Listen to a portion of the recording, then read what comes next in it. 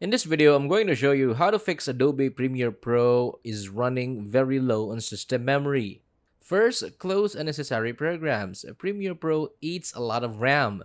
Close Chrome tabs, music players, or any background apps that are taking memory. Second, adjust memory settings in Premiere. Go to Edit, Preferences, then Memory.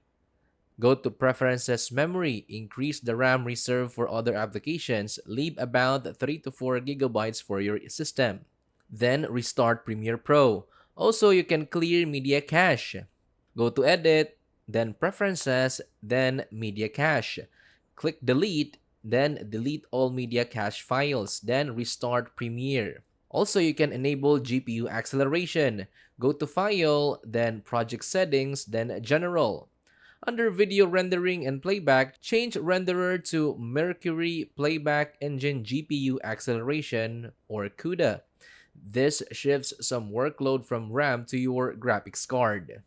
And lastly, check your hardware. 16GB is minimum for 1080p editing and 32GB is recommended for 4K. Keep your media cache and project files on SSD instead of HDD. Then make sure your graphic drivers are up to date. And that's it. That's how to fix Premiere Pro is running very low on system memory.